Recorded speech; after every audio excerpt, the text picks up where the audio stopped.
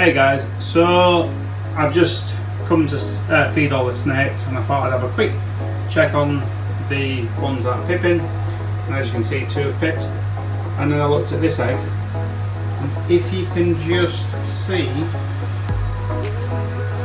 tiny little slit there. At first I did wonder if it was a pen mark or something, so I've just touched it and it was a tiny slit, so that one's now pipping too. No sign of this one, and I can't really see. In fact, I'll just lift the tool gently. See if this one. No, that one hasn't started pipping. Haha, that's got a little smiley face. That's pretty cool. Right, more on this later. Cheers. Hi guys, I'm Paul from Urban Constrictors. So as you can see, I'm in my new facility. It feels good to do a snake video finally in this. It all seemed a dream several months ago, but I'm very close to having it complete, or as close to complete as something can be, because when we complete things we just try to look to make it bigger and better, I guess. So I am getting closer. So a few changes as you'll see. My racking isn't quite as high as it was in the old one because I have an abundance of space now. I've made them all 10 high, so at least I can stand on my tiptoes and look in when I'm pulling the tubs out. So that's a simple but nice change. I've incorporated more racking, more hatchling, more adult racking. Walking incubator. I have running water in here, which I didn't have in the old Urban Constrictors. Because it was an office block, there was community toilets, community kitchen, stuff like that. So I had to walk to the kitchen to fill my jerry cans up and walk back. So something as simple as running water seems a real luxury. People always commented on how easy I had it and how, oh look at what you've got, but the room was quite small and it was kind of non-luxurious. This has got everything I should ever need. So if you're in a hobby and you think you're going to be in it on the long haul, maybe one day very soon you'll have a room like this. So, and I hope everyone does, because this hobby is to be enjoyed, and this certainly makes it even more enjoyable. So today's video is going to be a long one, so I hope you stick around to watch it all. We're going to do a quick look at the walking incubator. We're going to feature a cutting video, an egg pulling video from an amazing clutch, and I think, oh, and my puppy Remy. A lot of people have asked for me to feature him on a video, so I'm going to tag it right onto the end of this video, simply because if you're not interested in dogs, then you can watch the snake part and cut off, or if you do want to stick around to see him, then you do have that option. So this clutch is a kind of a simple one. It's a yellow belly female bred to a super pastel fire leopard clown. So the male is super high end and the female is very accessible to all of us. But I really wanted some yellow belly combinations, what are either het clown or visual clown, and because she isn't het, they're going to be non-visuals, they're going to be het for clown. So I wanted some holdbacks, just, you know, to build on my yellow belly het clown combinations for future. Now I have put my pastel spot nose clown to my ivory to lock in some more yellow belly het clown combinations down the line. So although it isn't groundbreaking, it gets me to a point where I need to be to progress forward. Sometimes you've kind of got to step backwards to move forwards, and I don't have a problem making hets because I do quite find it very exciting when you're cutting a het to het or a het to visual clutch. When you're cutting a visual to visual, you know you're going to get whatever they're visual for. So in this case, clown, you know you're going to get all clowns. So when you're doing hets, although it can end badly if you don't hit any visuals, and it can be disappointing, it kind of adds to the excitement and to kind of the drum roll and to opening up them eggs. So as you'll see by this video, I let 3 of the babies pip. That's going to be how I do it. Now if you are on my Facebook, you'll see that I did a quick live video of the babies pipping. I'm going to do that quite regularly. So if you want to friend request me, you're more than welcome to. It's Paul Milner, M-I-L-N-E-R, and it's Urban Constrictors in brackets. I do have a business page, so like that too, because there's going to be some competitions and stuff that's just on the business page. I do have Instagram, Urban_Constrictors, I think it is. You'll find me if you just type in Urban Constrictors. So if you friend request me on Facebook, please send me a private message first, just tell me who you are. You don't have to, it's not like a CV, just say, hi Paul, watch your videos. That's enough, that is really enough. Or just, hi Paul, I want to follow you along, anything. I just don't let everybody in, because sometimes I get added to all them silly groups and you get all these like porn channels and stuff on your things. I know where to find porn should I want to watch it. So send me a quick message and we'll get down to the more interesting parts now. Cheers guys. Right guys, so I've decided to film this clutch just in the walk-in incubator. It's just because I don't have my sort of studio lights and stuff set up. I just tried to rig it up and it was just too much messing about.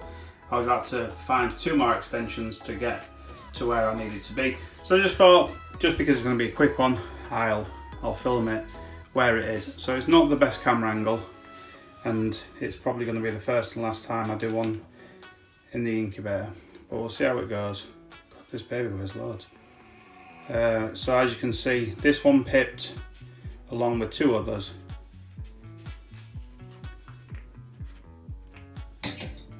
So I've turned the fans off just so it's a little bit better sound. My God, is it hot in here. So I think that's pastel yellow belly, or just a smoking pastel.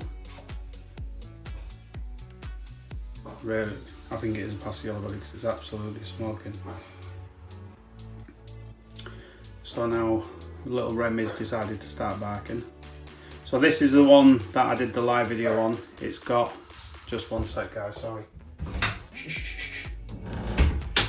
He wants to come in, he's like, let me in. But he'll get too hot in here too fast. So this one is at least a pastel leopard, and it's either fire, if you heard him growling, it's either fire or yellow belly. I don't think that's just a pastel leopard. Obviously all these are 100% het clown, so that's hopefully going to be a female. So this one here pipped, and the pipping is absolutely tiny. I don't know if you can make that out, but just there. So this one's obviously ready to come out as well. So we've got another leopard, obviously pastel, with the father being a Superfly leopard clown. Wow, that's amazing. So you can see these 2 are different. The head on that's amazing. So that's good. So we've got at least a little bit of variation, because I'm hoping for as many. Sorry guys, bear with me. Remy, is that alright, mate? Just bear with me, 1 minute. I'll come in then. So I'll give in, I'll let him in, hopefully he won't knock the tripod too many times. Remy. So, chill out mate. So this one I was a little bit concerned about. I can't feel any movement in it. So hopefully when we take a look, it'll be moving about just fine. Wow, yeah, that's alive, because, yeah, wow, that's amazing. So that could be all of them. That could be a pastel, fire, leopard, yellow belly. 100% het clown. It's quite often the weirdest eggs, or the eggs that kind of go a little bit funky in incubation, is quite often the best ones. Remy, chill out mate. So I'm just keeping my eye on temperature as I'm doing this. It's like being stood in a sauna. That's the best way I can describe it, but clothed, which is not good. I went for a shower about half an hour ago. I think I'm gonna have to go for another. Wow. Oh my God. Jesus, that is amazing. Sorry about the knocking of the camera. Wow. Look at that.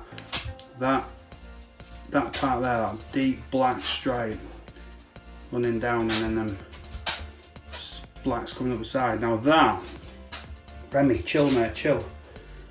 The colour on that is superior to the others. So just like dogs, in every clutch, in every litter of dogs, in every clutch of snakes, you get your standouts, and this is something I've talked about, right, Remy's calm down now.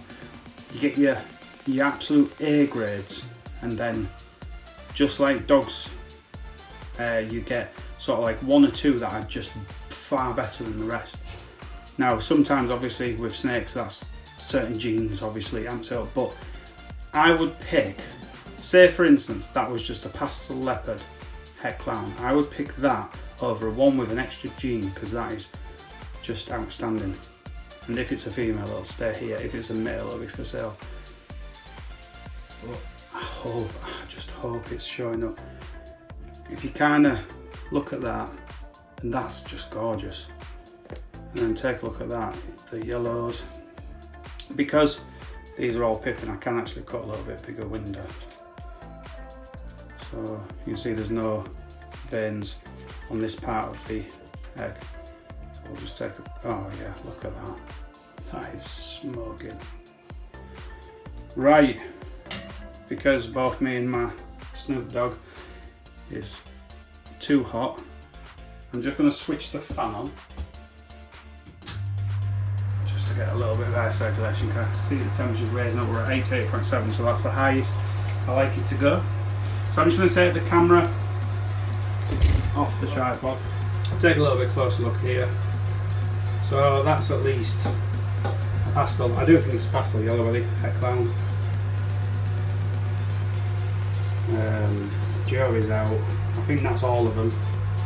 I think that one is the pastel fire leopard yellow belly het clown. Pastel maybe just pastel leopard I think.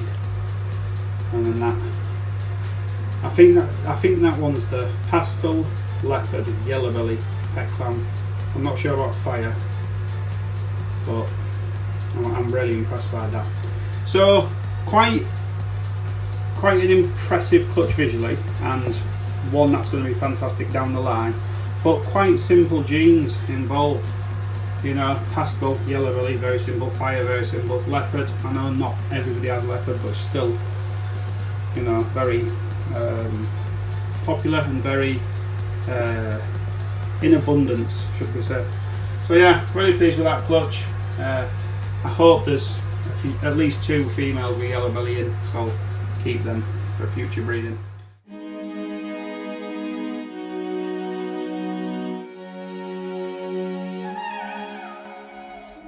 Right guys, so as I said before, I'm going to start doing my eggs this way. I'm not going to use egg crate anymore. That's simply because I've never done it this way, so I want to try it and I want to know just for myself that I can do this. Basically, this tub has got 300 grams of vermiculite in it, so I need to add 300 grams of water. So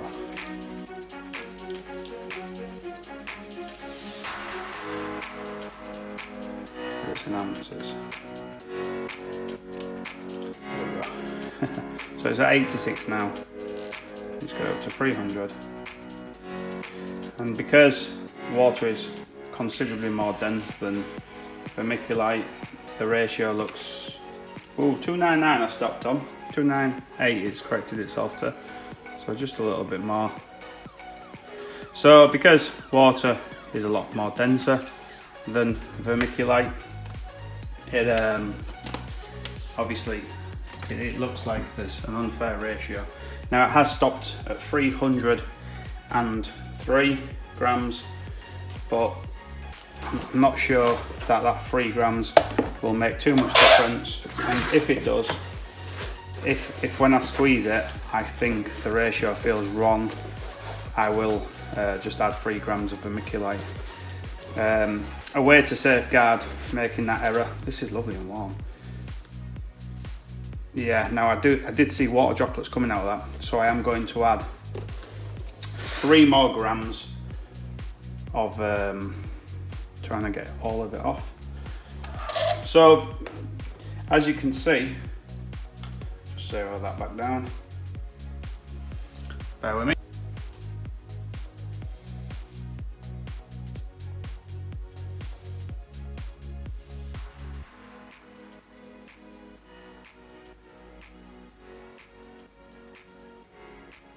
Went to 4, but a tiny bit of more vermiculite is better than not enough. So I'm gonna give that a good mix.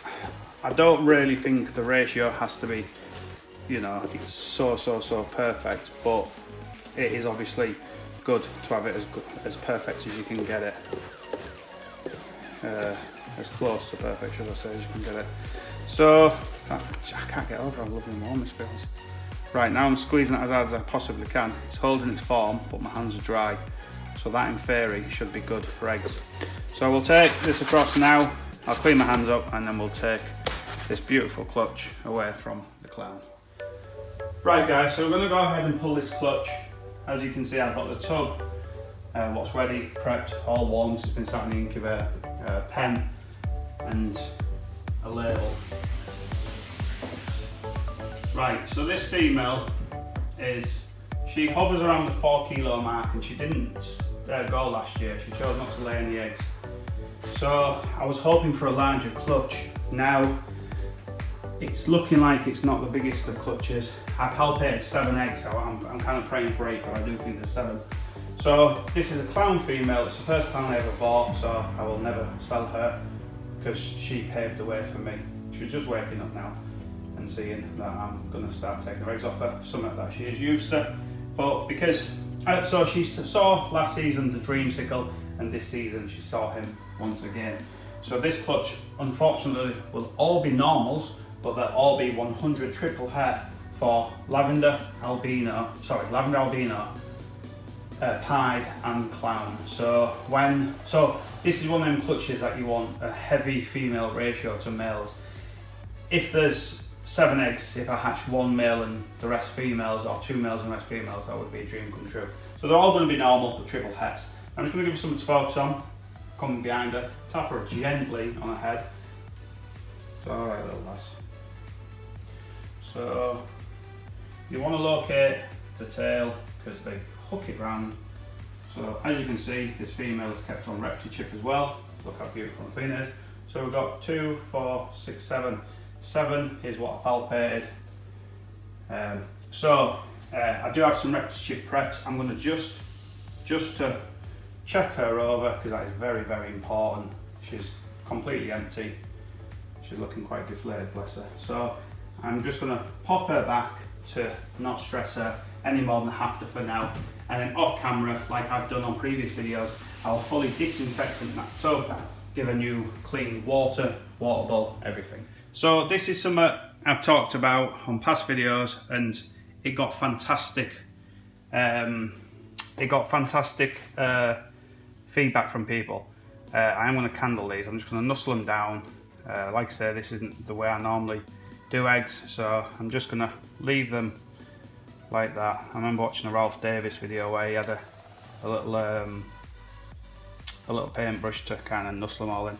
What I like about these tubs is with them being quite deep, I can get the clutch in there without any issues whatsoever.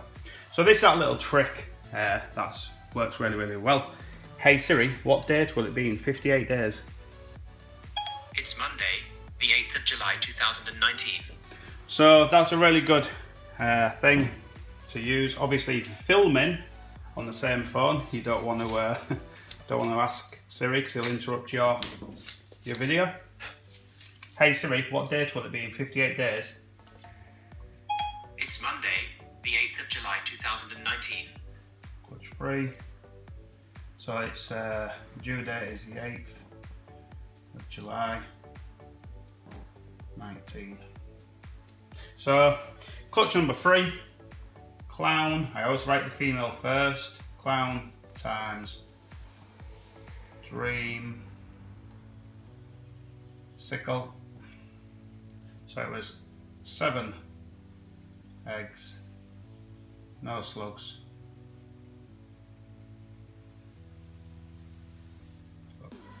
Today's date is 11th of May 19. Now, someone once asked me,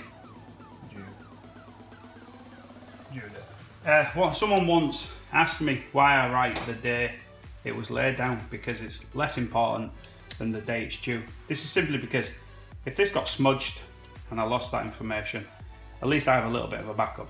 But also, I use my videos as backups. So this box now will go in the walk-in incubator. I'll try and film that, and on the 8th of July, around that date, I will do a video of the offspring. Cheers, guys.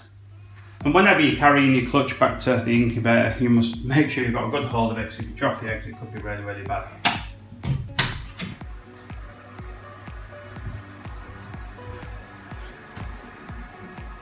So we'll take a quick look, closing the door, and then I'm going to candle them in here with it being a little bit darker.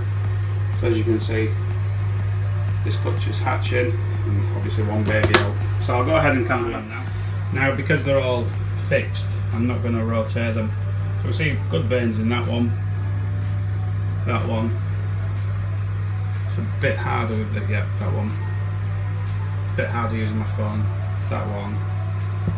I'm not going to be able to get that one, I don't think, not on this camera angle. And that one. Yeah, so in fact I will be able to. Yeah, I can just see it's nice and red, got plenty of veins.